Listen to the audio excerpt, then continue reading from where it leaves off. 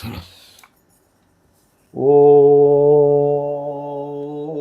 शान्ताकारं भुजगशयनं पद्मनाभं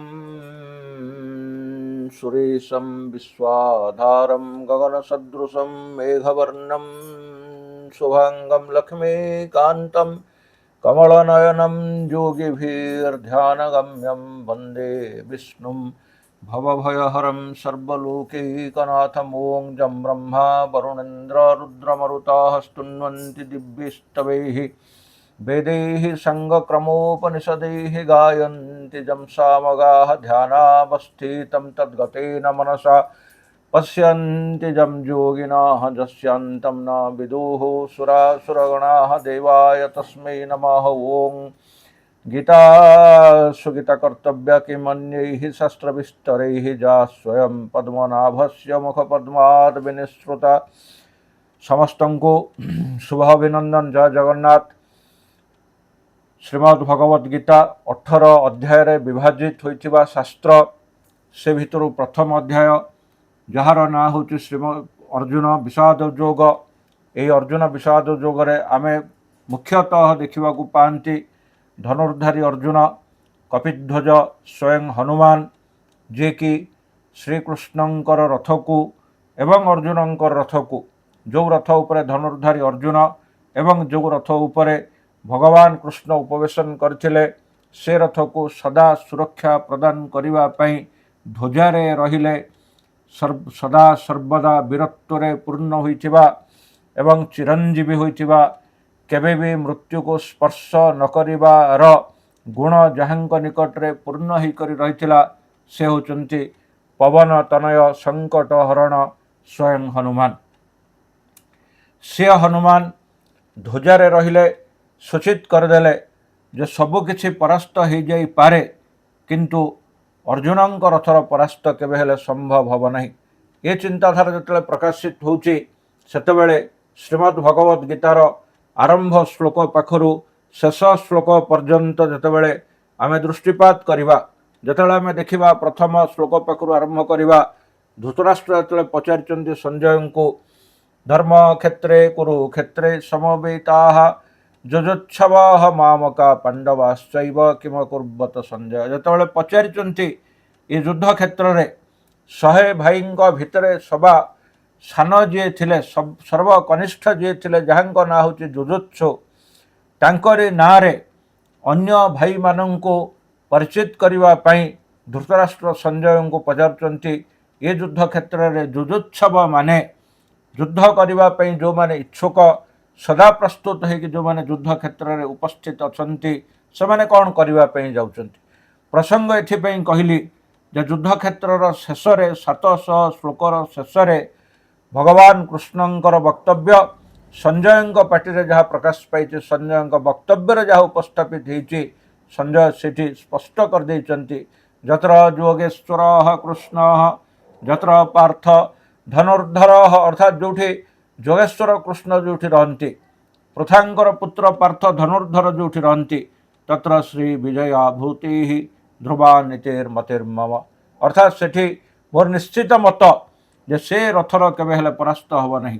से उपवेशन किए करचंती ना सेठी कपिध्वज संपूर्ण लंका नगरी को प्रवेश करिवार क्षमता जहांक निकट रे पूर्ण ही करिथिला से ध्वजारे से हनुमान मूर्ति प्रतिष्ठित अतएव तांकर परास्त केबे हेले संभव हब नहीं। आज आम आलोचनार प्रसंग को आसिबा अर्जुन विषाद योग प्रथम अध्याय 7 नंबर श्लोक। अस्माकं तो विशिष्टा जे तान्निबोध द्विजोत्तम आगुरु वर्णना सरी दुर्योधन जाइछन्ति गुरु द्रोणाचार्य पाखक। गुरु द्रोणाचार्य होचन्ति महाभारतर परम शिक्षा प्रदानकारी धनुर्धारी एवं सर्वश्रेष्ठ पुरुष वीर पुरुष द्रोणाचार्य कृपाचार्यंकर भाई द्रोण एवं कृपाचार्य द्रोणाचार्य एवं कृपाचार्य कहले द्रोण एवं कृप ये दुई जन जाक भिन्न भिन्न समय स्वतंत्र उपाय जन्म हो महाभारतर युद्ध भित्तिभूमि को एक स्वतंत्र दिग एमाने प्रदर्शन करते। महाभारत युद्धर अयम आरंभ पूर्वर महाभारत युद्धर जो वीरपुरुष मैंने परस्पर सहित सम्मुखीन होती युद्ध क्षेत्र पर प्रस्तुत होती କୋର ଅଧିପତି ସମ୍ପୂର୍ଣ୍ଣ ଭାବରେ ବିଜୟକୁ ନିଜ କରାଗତ କରିବା ପାଇଁ ସିଂହାସନ ଉପରେ ଉପବେଶନ କରିବା ପାଇଁ ଦୁର୍ଯ୍ୟୋଧନ ଯେତେବେଳେ ପ୍ରସ୍ତୁତ ହୋଇଛନ୍ତି ସେତେବେଳେ ପ୍ରଥମ କରି ଦ୍ରୋଣାଚାର୍ଯ୍ୟଙ୍କ ପାଖକୁ ଯାଇଛନ୍ତି ତାଙ୍କୁ କହିବା ପାଇଁ। ଯୁଦ୍ଧକ୍ଷେତ୍ରର ବର୍ଣ୍ଣନା, ଯୁଦ୍ଧକ୍ଷେତ୍ରରେ ଉପସ୍ଥିତ ହେବା, ଯୁଦ୍ଧକ୍ଷେତ୍ରର ସମସ୍ତ ପ୍ରକାର ସୈନ୍ୟ ସାମନ୍ତମାନଙ୍କ ବାବଦରେ କହିବା ପାଇଁ ଦ୍ରୋଣାଚାର୍ଯ୍ୟ ଗୁରୁଙ୍କ ପାଖକୁ ଯାଇଛନ୍ତି। କହିବାର ଅର୍ଥ ହେଉଛି ଏଠି ଦ୍ରୋଣାଚାର୍ଯ୍ୟଙ୍କ ପାଖକୁ ଡାକି ନାହାନ୍ତି, ଦ୍ରୋଣାଚାର୍ଯ୍ୟଙ୍କୁ ଦୁର୍ଯ୍ୟୋଧନ ନିଜ ପାଖକୁ ଡାକି ନାହାନ୍ତି। ଏ କଥା ପୂର୍ବରୁ ମଧ୍ୟ ଆଲୋଚନାର ପ୍ରସଙ୍ଗ ଭିତରେ ଏ କଥା ଆସିଛି। ଇଏ ହେଉଛି ରାଜନୀତି ଏବଂ ଏହି ରାଜନୀତିରେ ଖୁବ୍ ଧୁରନ୍ଧର ହେଉଛନ୍ତି କିଏ? ସେ ନା ଦୁର୍ଯ୍ୟୋଧନ। ବର୍ତ୍ତମାନ ସେ ଦୁର୍ଯ୍ୟୋଧନ ଦ୍ରୋଣାଚାର୍ଯ୍ୟଙ୍କୁ ସମ୍ବୋଧନ କରି କହୁଛନ୍ତି अस्माकं ତୁ ବିଶିଷ୍ଟାଜେ ତାନ୍ନିବୋଧ ଦ୍ୱିଜୋତ୍ତମ, ହେ ଦ୍ୱିଜମାନଙ୍କ ଭିତରେ ଉତ୍ତମ ଶ୍ରେଷ୍ଠ ବ୍ରାହ୍ମଣ ଗୁରୁ ଦ୍ରୋଣାଚାର୍ଯ୍ୟ, ମହାଭାରତର ଅନନ୍ୟ ଚରିତ୍ର ଆପଣ ବର୍ତ୍ତମାନ ବୁଝି ଯାଆନ୍ତୁ, ଆପଣ ବର୍ତ୍ତମାନ ସ୍ପଷ୍ଟ ହେଇଯାଆନ୍ତୁ। अस्माकं ତୁ ବିଶିଷ୍ଟାଜେ, ଆମମାନଙ୍କର ଯେଉଁ ବିଶିଷ୍ଟ ସୈନ୍ୟମାନେ ଅଛନ୍ତି, ବିଶେଷ ଭାବରେ ଶିଷ୍ଟ ସୈନ୍ୟମାନେ ଅଛନ୍ତି, ବିଶେଷ ଭାବରେ ସେମାନେ କୌଣସି ପ୍ରକାର ପଥ ଅତିକ୍ରମ କରିବେ, ସେନାପତିଙ୍କର ବାକ୍ୟକୁ ଶୁଣିବେ ନାହିଁ, ଅକ୍ଷୟହିଣୀ ସେନାର ପରିଚାଳନାକୁ ଅନୁଚିତ ଉପାୟରେ କେତେବେଳେ ପରିଚାଳିତ କରିଦେଇ ସେନାପତିଙ୍କୁ ଯୁଦ୍ଧ କ୍ଷେତ୍ରରେ ପରାସ୍ତର ସମ୍ମୁଖୀନ କରିଦେବେ, ଏସବୁ ସମ୍ଭାବନା ନାହିଁ। ଏଭଳି ପ୍ରଶ୍ନ ଏଠି ଉତ୍ଥାପନ ହେଉନାହିଁ। କାରଣ ଏଠି ଯେଉଁମାନେ ବି ଅଛନ୍ତି अस्माकं, ଆମମାନଙ୍କ ପକ୍ଷରେ ଯେଉଁମାନେ ଅଛନ୍ତି, ଆମମାନଙ୍କ ସହିତ ଯେଉଁମାନେ ଅଛନ୍ତି, ଆମମାନଙ୍କ ପାଖରେ ଯେଉଁମାନେ ଅଛନ୍ତି, ସେମାନେ ସବୁ ବିଶିଷ୍ଟ। अस्माकं ତୁ ବିଶିଷ୍ଟାଜେ ତାନ୍ନିବୋଧ ଦ୍ୱିଜୋତ୍ତମ, ହେ ଦ୍ୱିଜୋତ୍ତମ, ଦ୍ୱିଜୋତ୍ତର ନୁହନ୍ତି, କେବଳ ଦ୍ୱିଜ ନୁହନ୍ତି, ବରଂ ସେ ହେଉଛନ୍ତି ଦ୍ୱିଜମାନଙ୍କ ଭିତରେ ସେ ହେଉଛନ୍ତି ଉତ୍ତମ, ସେ ଶ୍ରେଷ୍ଠ। ଏହି ଉତ୍ତମ ଶବ୍ଦ ହିଁ ସୂଚିତ କରିଦେଉଛି ବ୍ରାହ୍ମଣ୍ୟ ଧର୍ମକୁ ପାଳନ କରୁଥିବା ହେତୁ ଯଜନ ଯାଜନ ଅଧ୍ୟୟନ ଅଧ୍ୟାପନ ଦାନ ପ୍ରତିଗ୍ରହ ଆଦି କ୍ରମରେ ଯେତିକି ବ୍ରାହ୍ମଣ୍ୟ ଧର୍ମ ସ୍ଥିର କରାହେଇଛି, ଗୁରୁ ଦ୍ରୋଣାଚାର୍ଯ୍ୟ ସେସବୁ ବ୍ରାହ୍ମଣ୍ୟ ଧର୍ମକୁ ପାଳନ କରି ସର୍ବଶ୍ରେଷ୍ଠ ବ୍ରାହ୍ମଣର ପରିଚୟ ଗୁରୁ ଦ୍ରୋଣାଚାର୍ଯ୍ୟ ପ୍ରଦାନ କରିଛନ୍ତି।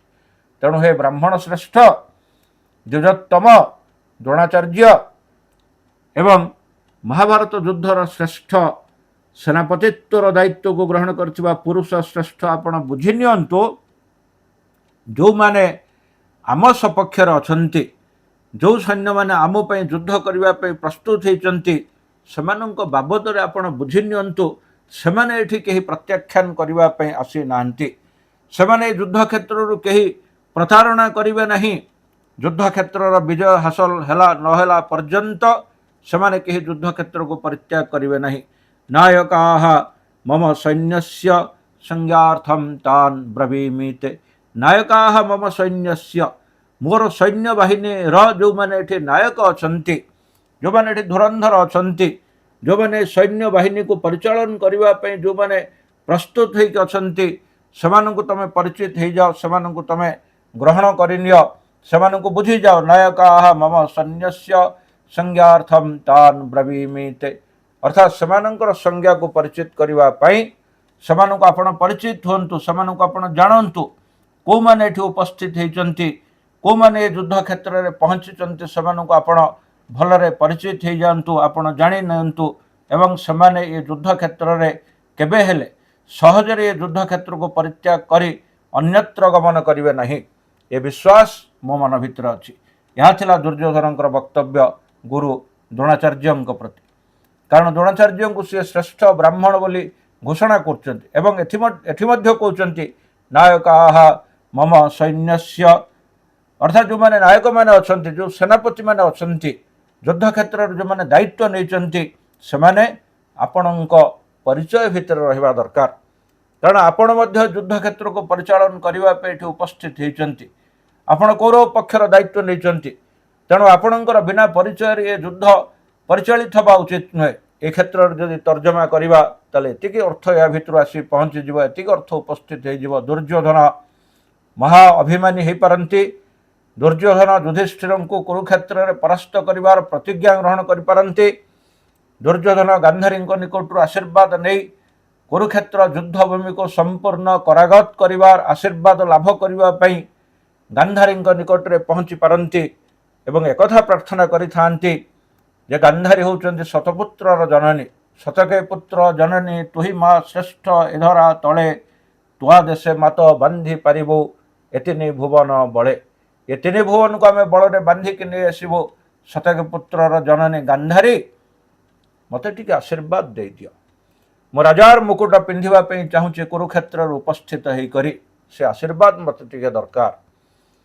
ଗାନ୍ଧାରୀ ଆଶୀର୍ବାଦ ଦେଇଥିଲେ, ଯାଅ ପୁତ୍ର ରଣେ ଧରଣୀ ବକ୍ଷୁ, ପାପ ରାଶି ହେଉ କ୍ଷୟ ଅକ୍ଷୟ ହେଉ, ପୁଣ୍ୟ ଜଗତେ ଧର୍ମର ହେଉ ଜୟ। ଦୁର୍ଯ୍ୟୋଧନ ବୁଝିପାରିଲେ ନାହିଁ ଗାନ୍ଧାରୀ କି ଆଶୀର୍ବାଦ ଦେଲେ।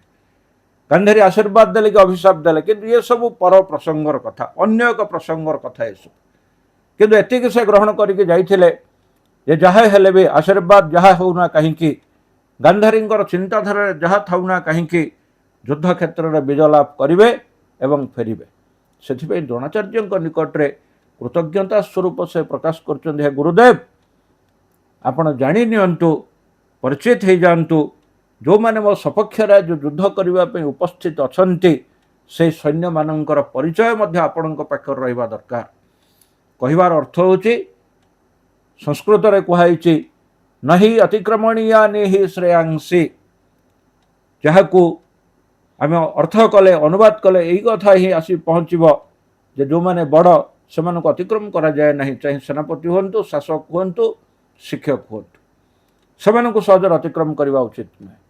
ଏହି ଚିନ୍ତାଧାରାରେ ଦୁର୍ଯ୍ୟୋଧନ ପହଞ୍ଚି ଯାଇଛନ୍ତି ଗୁରୁ ଦ୍ରୋଣାଚାର୍ଯ୍ୟଙ୍କ ନିକଟରେ ଏବଂ ନିଜର ସମସ୍ତ ପ୍ରକାର, ନିଜର ସମସ୍ତ ବ୍ୟବସ୍ଥା ଭିତରେ ସମାପନ କରିଦେଉଛନ୍ତି, ବୁଝେଇ ଦେଉଛନ୍ତି, ମୋ ସପକ୍ଷରେ ଯେଉଁ ସୈନ୍ୟମାନେ ଯୁଦ୍ଧ କରିବେ ସେ ସୈନ୍ୟମାନଙ୍କୁ ଆପଣ ପରିଚିତ ହେଇଯାଆନ୍ତୁ।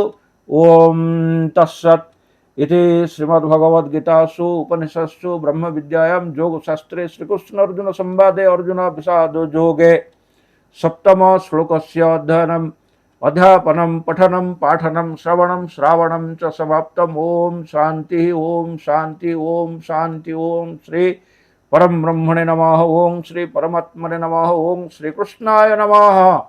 ओम शांति ओम शांति ओम शांति।